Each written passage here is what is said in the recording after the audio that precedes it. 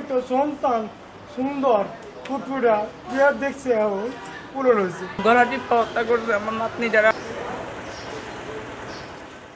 পরকীয়ার বলি হলো ১.৫ বছরের শিশু, কোনো শত্রু নয়, জন্মদাত্রীর হাতেই ঝরে গেল ১.৫ বছরের নুসরাতের প্রাণ। পুলিশ জানায় প্রাথমিক জিজ্ঞাসাবাদে স্বীকারোক্তিমূলক জবানবন্দি দিয়েছেন মা আয়েশা আক্তার। শিশু নুসরাতের দাদা আবুল কালামের অভিযোগ, গত ১.৫ মাস আগে বড় ছেলেকে ফেলে ছোট মেয়ে নুসরাতকে সঙ্গে নিয়ে প্রেমিক আলমগীরের হাত ধরে ভৈরবের লক্ষ্মীপুরে চলে যায় আয়েশা। ঈদের দিন রাত ৯টার দিকে শিশু নুসরাতকে গলা টিপে হত্যা করা হয়। বিষয়টি জানাজানি হলে এলাকাবাসীর মাধ্যমে খবর পেয়ে শিশুর লাশ উদ্ধার সহ মা আয়েশাকে আটক করে পুলিশ, তবে পালিয়ে যায় তার প্রেমিক আলমগীর। ছেলের সাথে পরকীয়া করে আমার নাতনি যারে মারা লাইছে, আমার ১৫ মাসের নাতনি যারে মারা লাইছে, গলা টিপা হত্যা করছে আমার নাতনি।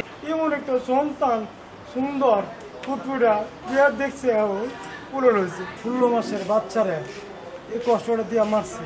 আমার এই বিচারটা পুরো আমার জায়গায় দিবেন, আমি যাতে দেখে আমি সন্তুষ্ট হই, আল্লাহর কাছে উপরোধ করতে পারি বলে আবার দুনিয়া তার কিছু চাই না। ৩ জনকে আসামি করে ভৈরব থানায় মামলা করেন আবুল কালাম। সেই মামলায় গ্রেফতার দেখানো হয় আয়েশাকে।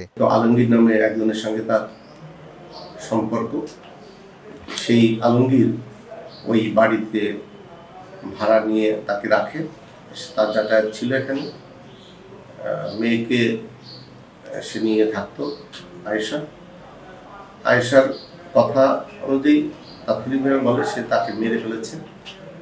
এইটুকুই আমরা লাশ উদ্ধার করেছি এবং লাশের যে মা আয়েশা তাকে আমাদের হেফাজতে নিয়েছি। আলমগীরকে এখন আমরা ট্রেস করতে পারিনি, নাম জেনেছি শুধু, পরবর্তীতে আমরা তার ব্যাপারে পদক্ষেপ গ্রহণ করব। ৪ বছর আগে ময়মনসিংহ জেলার ধোবাউড়ার চন্দ্রঘোনা গ্রামের আয়েশার সঙ্গে বিয়ে হয় নরসিংদীর বেলাব উপজেলার নীলখিয়া গ্রামের ওমর ফারুকের। সময় সংবাদ, ভৈরব।